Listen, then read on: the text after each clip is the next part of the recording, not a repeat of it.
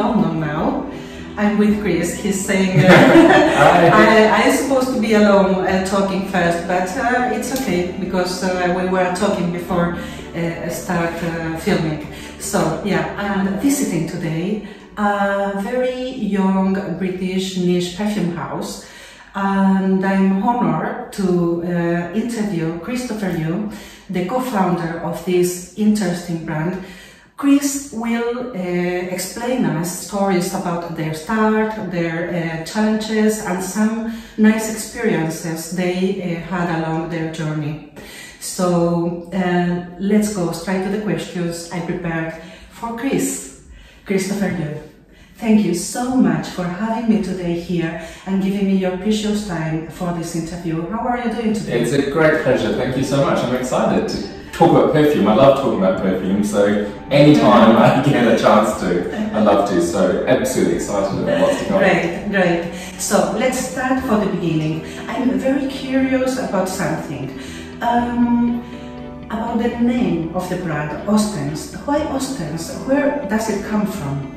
It's a really good question. So Ostens is a made-up word, but it was inspired by a poem, actually. So my business partner, co-founder Laurent, he went to school in France, and they studied French poetry, and there's a very famous poet called Baudelaire, and there's a very famous poem called Fleur du Mal, which is about memories and sadness, but he uses a lot of imagery about flowers, and in that poem, at the very last line in Harmonie du Soir, is the word Ostens, which in French is a monstrance. It's what you show relics. And we were very inspired by the idea that we love materials, whether natural materials or beautiful synthetics, and we wanted to sort of show them, to highlight them. So it felt very appropriate that we were inspired by the French word Ostens, so hence the name Ostens. And you talked about the ingredients, about Laurent Delafont, your co-founder, and one of the most interesting things I found about Ostens is that you and Laurent give total freedom to the perfumer to make the perfume based on one raw material. Exactly. Right. You know, Laurent and I have been working in the fragrance industry for about 20 years before we started our own brand. And, you know, we'd met some amazing perfumers and we're very lucky for that. And they would kind of tell us a lot of the time that they had to work to very tight briefs. That means that they had to design a fragrance for a particular person or a particular brand. And for us, the whole concept of Ostens is just around the fact that we love great materials, great raw materials. And I always liken it to like cooking.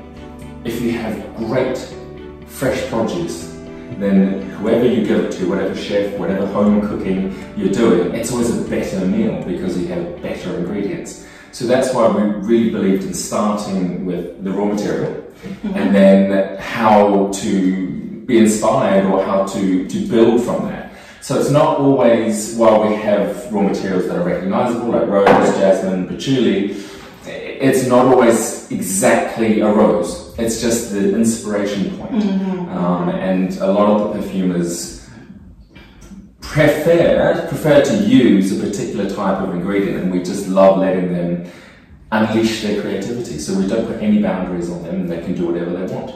That's so nice, so nice. But actually, I've seen lately this trend of some few brands giving this freedom to the perfumers. Is very nice because they are really crucial to the creativity, to the brand creation, you know. And I think maybe the social media it has something to do with it, because lately it's like they are giving social media like giving the focus and they are highlighting the perfumes creativity in the brand absolutely. creation. I mean, I love places like your sites, either YouTube or on Instagram, of just places for people to discover. And the more customers, people who are interested in the industry are asking questions, the more we can share. And certainly in the last 20 years, I think perfumers are definitely becoming famous rock stars in many ways because of the chance they have to be in front of camera and talk about their work. And I really love that. I love revealing all the different parts of the perfumery process, from the people that grow and farm the raw materials, to the processing people in Grass, to the perfumers, to packaging designers. I fell in love with the industry, working in the industry, so I want to share that with everybody. I want to sort of pull the sort of velvet curtain away and show how beautiful all the processes and all the people are. Yes. Now you said you fall in love in the industry, working in the industry, but I heard somewhere that you have a quite a huge collection of perfumes, and this comes, I think, before you were working in the perfume industry. Can you tell me how many perfumes do you own, and where is this passion coming from? Because I think it's coming before you started actually working in the perfume industry. So I have, I've lost count of how many bottles I have. I know it's really bad. It's like an addict. I have, at last count, when I packed them up recently, about 10,000 plus bottles of perfume. A lot of them have come with me from New Zealand, so I still have the very first bottle of perfume I was given for my 14th birthday from my grandmother to me, and I tend to hoard perfume. So it's always been something that I'm really interested in. I think there is something quite magical about fragrance. You know, a lot of people in the industry that I work in now also work in the beauty industry, or with makeup, with skincare, with hair care, and I always find that quite scientific areas of the industry. So skincare is technical, makeup is transformative, but with perfume, it's purely emotional.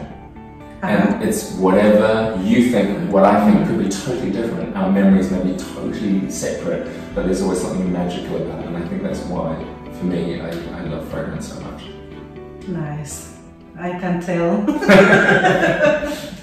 Okay. We were talking about the perfumers before, and I would like to know if you have, among all the perfumers you met during your career in the perfume industry, if you have someone special for you. You're making me choose. I can't. Yes, I'm sorry. It's like choosing friends. I can't say who's best in front of them. Look, let me answer it a slightly different way, and I'll cheat the question. Okay, that's fine. There are many perfumers that have shaped my career, shaped my life in this industry, and so I owe a lot of debt to them. I think the first would be who I would call a friend, Ostens Candles, who was the sort of first perfumer that I met that really spoke to me about the reality of the industry. As you know, he is world famous now with his amazing brand, and we were very lucky in the early days to help launch his brand, Maison Ostens Candles. And he's always been so supportive, and he was the first person to encourage myself and Laurent to think about our own brand. So I really do owe a lot to Francis. The second would be Olivier Porsche, who's another head perfumer at Chanel. At the time we met, working on different brands at IFF, he was the one that introduced me to the raw materials. He was the one that really educated me in terms of why raw materials were important, in particular from LMR, which is a naturals ingredients manufacturer. So he made the first phone call to allow Laurent and I to have access at LMR. So that's where the idea for Ostens came from. And then the third perfumer, I'm very, very in awe of Olivia Jacobetti. I've never worked with her on Ostens. I love the way that she creates from a very sketch watercolor style. So it's someone that I'd love to work with one day. We have met a couple of times, but I've never worked with her, but I very much am a fan of her work. We were talking about ingredients before, and I see that the ingredients is like the main part in Ostens. Is very important. Good raw material, a good ingredient, and I would like to know if you have a most liked ingredient in your work, and maybe for your personal use, and the most challenging one? Ooh, again, you're asking me to choose. It's so difficult. I think I'll start with the most challenging because I think that is the origin story of Ostens. So the very, very first perfume that we created for Ostens is the Ostens Rose Oil Esparto. And the reason we created the fragrance with Dominic Rapion is that I hated rose. So I never liked rose. I always thought rose was old-fashioned, grandma, talcum powdery but dusty. And when I went down to Alemar, which is the naturals supplier in France, the very, very first ingredient that I smelt was this rose oil from Esparto. And when I first smelt it, it smelled like lychees, like Turkish delight, like a fresh garden after the rain. And I thought it was a full perfume. I thought it was an entire formula. There's actually only one single ingredient. So I learned at that point that whatever struggles or problems or preconceptions that I had with certain ingredients, 9 times out of 10 they would be smashed and I would fall in love with that ingredient if I looked into it more, if I discovered it more and looked at different grades, different ways of extraction. So I always love starting with the most challenging things. So at the moment, I'm quite happy to share with you, we're working on a new fragrance potentially based around agar wood, so oud, so real oud, because I don't personally like oud. So it is very much I struggle with probably on the marketplace, oud is misrepresented. A lot of what people call oud is not actually really oud. So that's something that I would love to overcome and love a challenge. I don't really respond to vanilla, but I've been shown a grade of vanilla that I'm absolutely like, this smells like burnt toffee. So, you know, I want to work with that. In terms of favorites, the one that you've handed me, Rose Now is definitely one of my favorites because there's so many different ways of extraction. So this has this sort of freshness from the Rose Essentielle, which is a very watery, dewy extraction. And then as it goes on, there's 4 different types of rose in there. There's rose oil, which has got that lovely sort of jam smell to it. And then the rose oil from Esparto, right at the bottom, has that blackcurrant raspberry note. Do you smell that as it comes out? Yeah. So that's 4 different ways you can extract from one flower. Yes. And I think that's what I love about this, is that learning that just because I don't like the flower or I don't like the plant doesn't mean I won't like the ingredient, because there's different ways to extract from it. And that's the thing that for me Ostens is all about, is shaking up our sort of preconceptions, challenging ourselves, letting perfumers have carte blanche and doing whatever they want, and creating things that I didn't think I would like, but now I've fallen in love with. Yeah.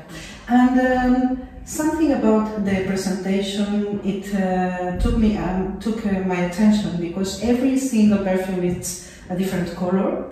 And does it have some meaning, or is it just to differentiate one from each other? They have different colors for a reason. Is because we were just talking before, English is not my first language. Yeah. I grew up speaking Cantonese first, and Chinese, and then I learned English as a child. And so I'm a big believer in ways to communicate outside of language, because we don't always share the same language. Yes. And something that I feel is very emotional is our reactions to colours. So I've tried to choose different colours to express the feeling of the perfume. So if you take the jasmine, for example, I'm just going to reach over for the jasmine here, thank you, yeah.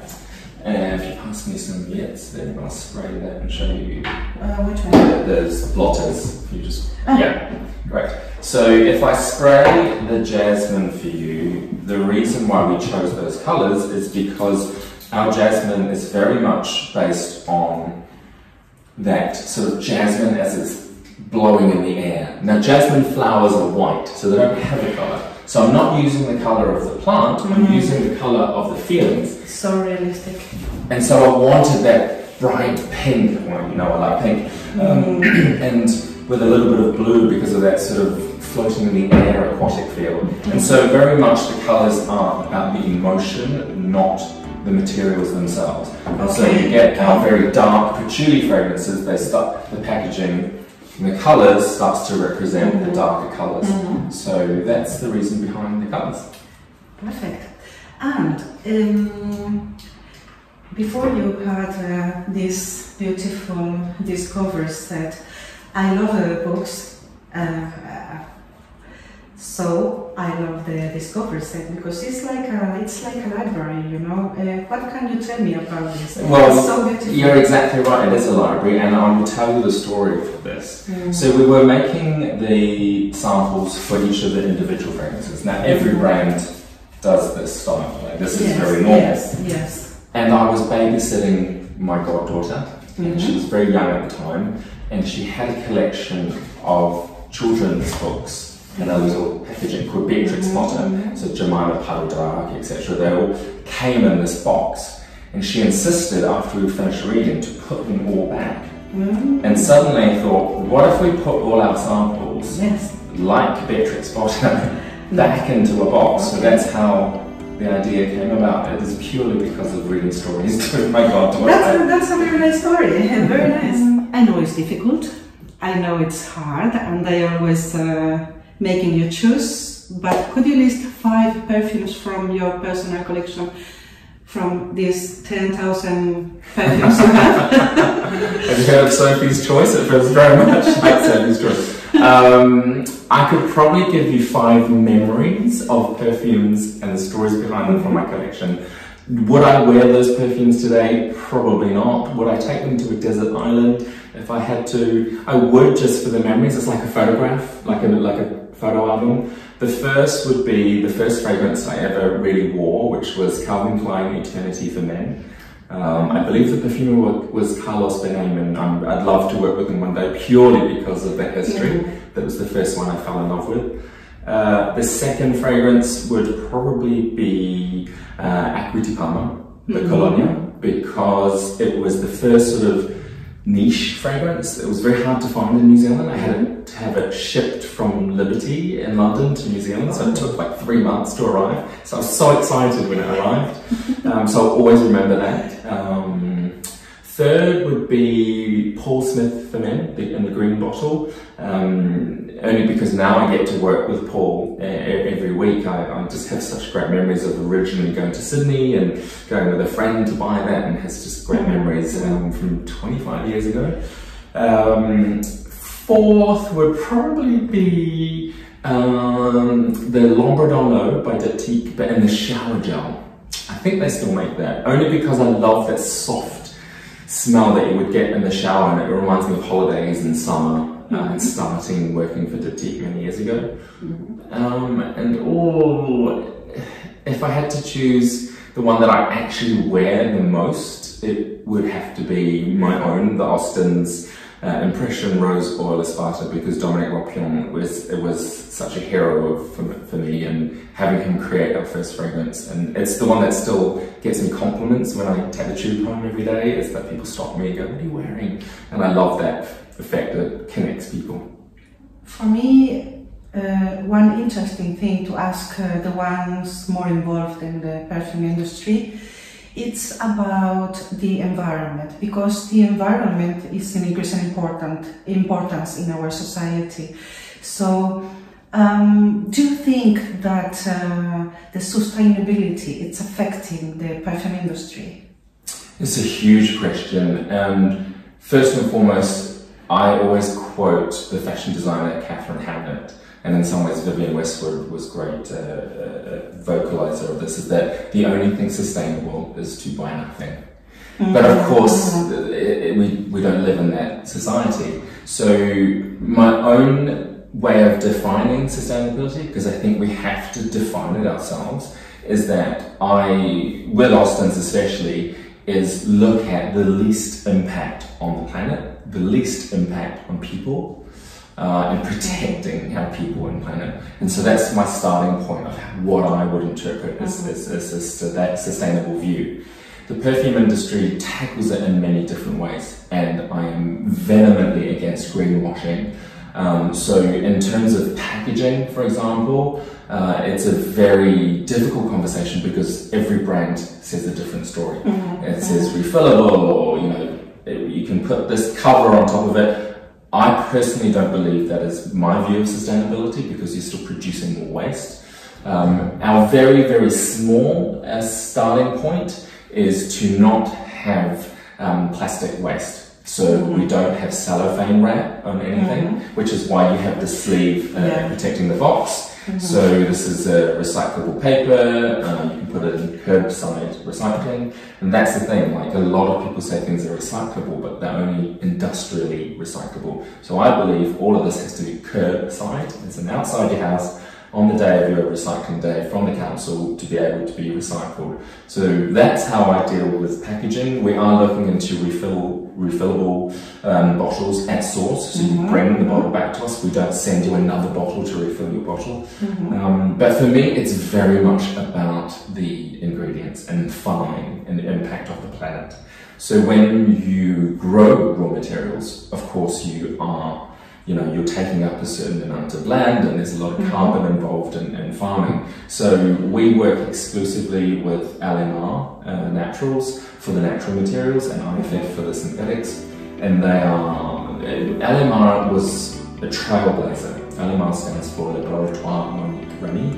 Monique, she was in the 80s, first a woman in a man's industry, and she was one of the most vocal people that about fair trade, transparency, circular economy, and the sustainability and practices for farming. And this was ahead of the time. If you think about the early 80s, no one was talking about this. So she is one of the leaders still today. Unfortunately, she passed away last year, but her company still very much believes in this. And they invest a significant portion of the profit back into developing new farming equipment that has the least impact on the land. She had, uses the profits to look into creating more fair trading conditions. So, for example, with Moroccan women, Berber women, who mainly farm orange blossom in Morocco, she's created a creche for the children of the farmers, because mostly it's women that do this work, and created a system that gets them to farm when it's least hot, so in the morning or the evenings, which also produces a better harvest. So, there's a lot of little things that happen that add up. And I think it's such a big question, and I don't think anyone can confidently answer it and be saying they're 100% happy with their sustainability. I'm not happy with the level of our sustainability because there's more to do, but the technology is not there. So we're constantly trying to adapt and change as the new technology helps us become less impactful on the planet and people. Perfect. And I see you do as much as you can, involving a lot of elements like the packaging, the people working on, and all this. But also I'm thinking about some ingredients that are banned in the perfume industry and the cosmetic industry, and it's fine. Of course, I'm not into animal cruelty. But I see also that there's a bit of like hypocrisy in the society, because some ingredients that are banned in the perfume industry, for example, are not banned in the food industry or in the pharmaceutical industry, probably because they have lobbies and they have more interests. But for example, I'm thinking about the civet cat. I don't think there's any perfumer or any brand using natural civet ingredient as an ingredient in perfumery, but it is used in food industry, for example, for that expensive coffee that they produce in places like Bali.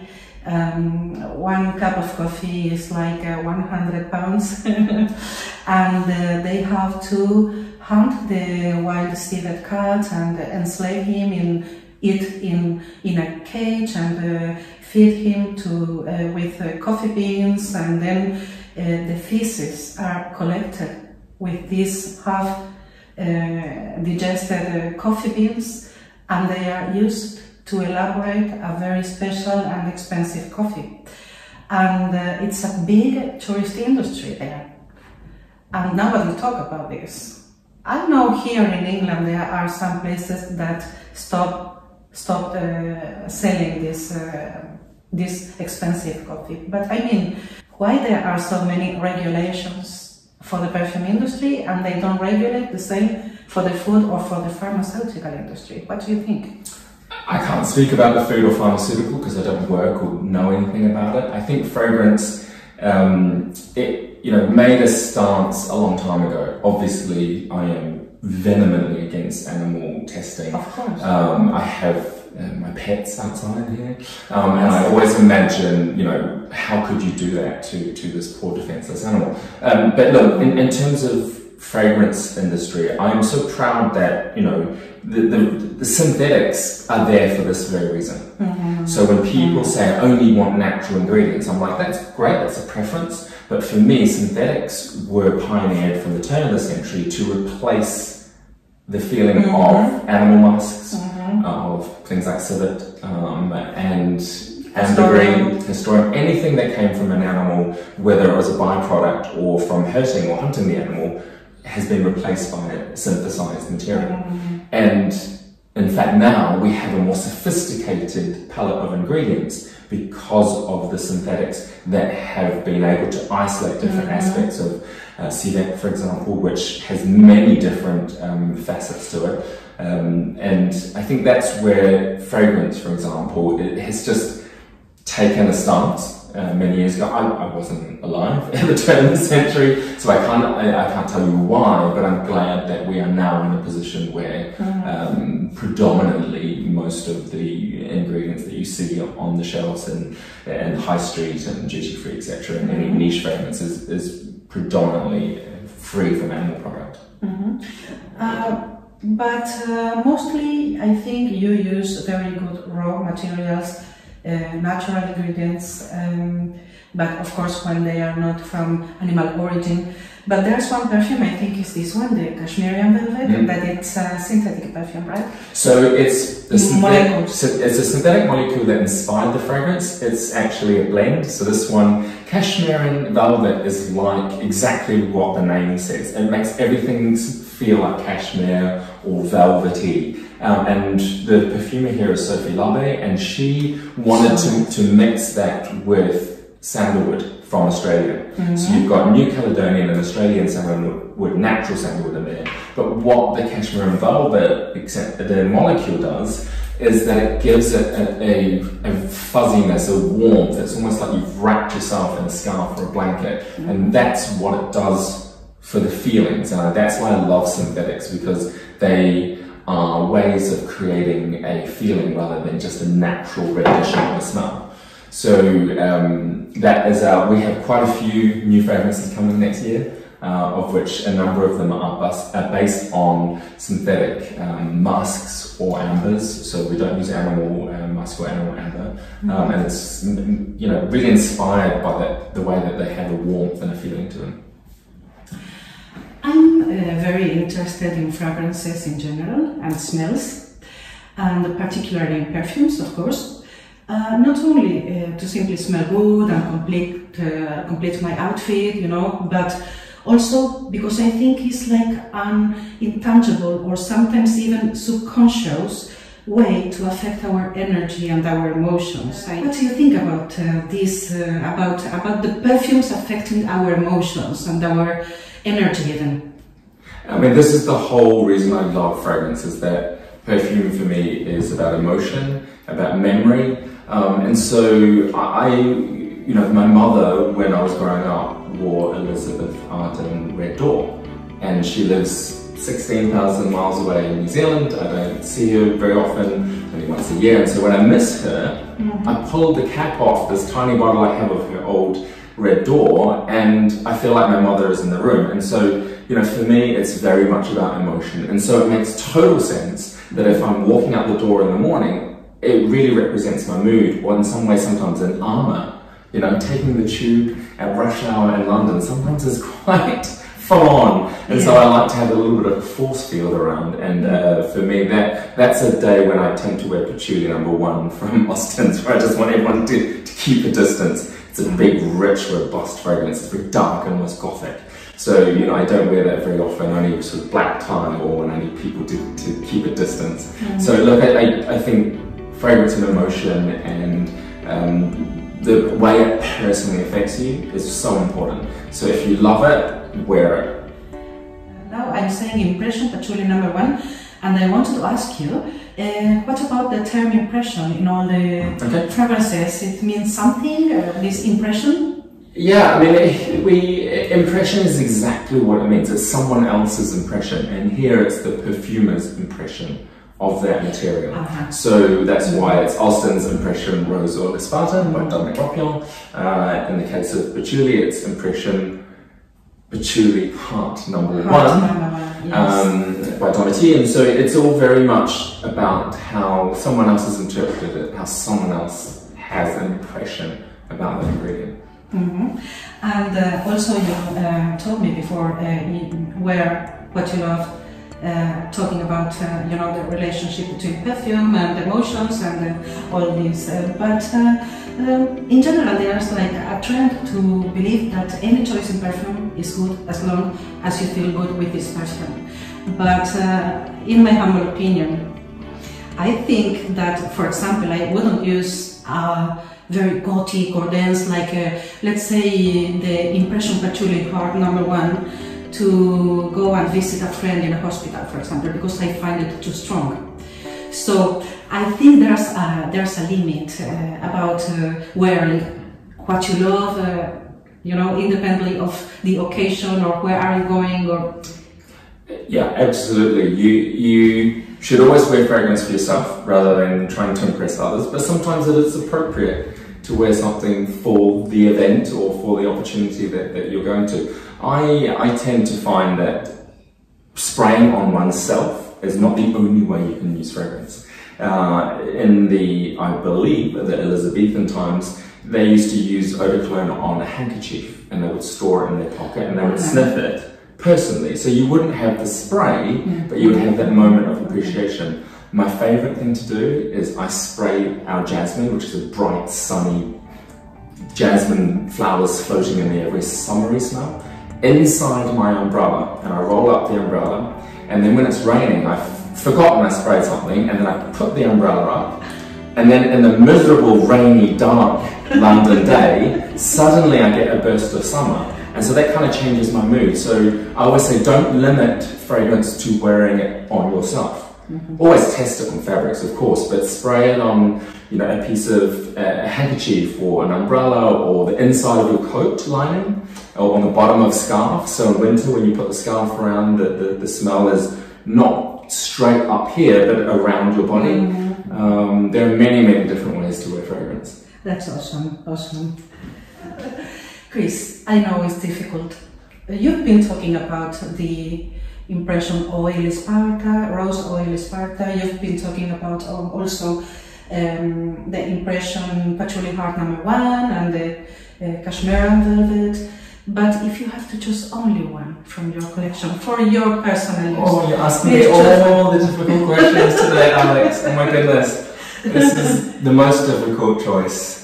I'll tell you today's favourite. Will that do? I'll tell you my favourite. So my favourite for today, purely because it's a little bit darker and end of spring here in London. It's not quite spring, summer, you know, vibes yet. I still have a coat, but it's getting a little bit warmer, especially you know, when it's stuffy on the tube. So my favourite today is the Impression Cedarwood Heart. This has a greenness to it at the beginning, galbanum, but then it goes into a lovely warm tobacco. It's a cold tobacco, pipe tobacco, not a cigarette smell. And so it's a lovely, almost spicy, and then, you know, the woodiness of the cedar comes at the base. And this completely this morning transformed my morning, and I've been topping up all day, and I will continue to top up all through the rest of the day. So today, my favourite of the Ostens collection is the Impression Cedarwood Heart. Good.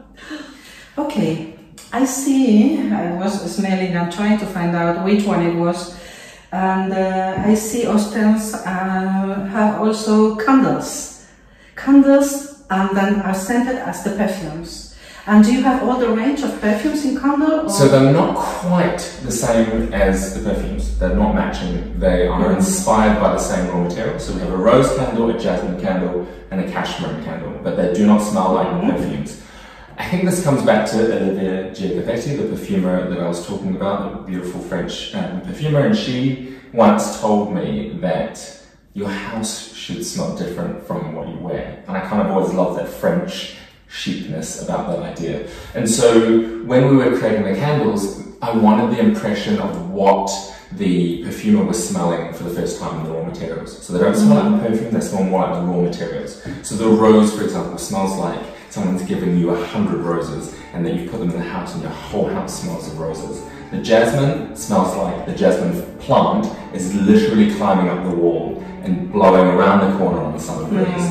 And the cashmere especially is very cozy, very sandalwoody, very cream, woody, warm, and it smells like you've just had a fire lit in the house sort of 4 rooms away, and then you're wearing beautiful sort of cashmere pajamas and you've got a lovely blanket on. It's a lovely cozy smell. So the candles are very different in terms of the perfumes, but they have the same sort of effect. Chris, describe for me in only 2 or 3 words the Ostens concept. What's Ostens' message for the people who want to wear Ostens perfume? 3 words. Creativity, wonder, as in wonderment, like the wow, and joy. Nice, beautiful. Any new project, any new perfume for this 2024, or expanding ideas for your brand with Laurent de la Femme? It's a good question, and we're very excited to say that we have a big expansion plan for 2024. We have just launched in the last 3 months in Germany at 15 West, in Berlin, Creme de la Creme Perfumery. Ingredients, we have so many stores that are now stocking Ostens here in the UK, Selfridges, and so I think we're up to 20 stores around the world. So I know it doesn't sound like many, but when we started as a tiny little brand... When did you start? 2019? 2019, great year, just before the pandemic. 20 stores is amazing. So we have great plans to expand, and we have lots of new perfumeries taking the brand on board, and of course there's new products coming. We have in the pipeline 6 new fragrances, probably only a couple at the end of 24 maybe, and then obviously 2025 will be when the rest of the fragrances come out, and obviously more and more candles as well. It's sometimes quite hard to stop creating, but we have to sort of make sure that we give each different launch full time to sort of find its feet and find its audience. So we're trying not to rush things. Even though we're very excited and very enthusiastic here, we're just trying to make sure that, and from a sustainability point of view, that we're putting products out there that we're really, really proud of and we're very happy with. So watch this space.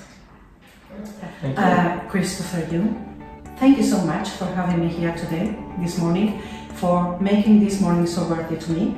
It was a pleasure to learn so much about your knowledge on perfumery industry, and I wish you the best for these new expanding plans and projects that you have for Ostens. Thank you so much. Thank you, Alex. It's been such a pleasure. Thank you so much. Okay, finished.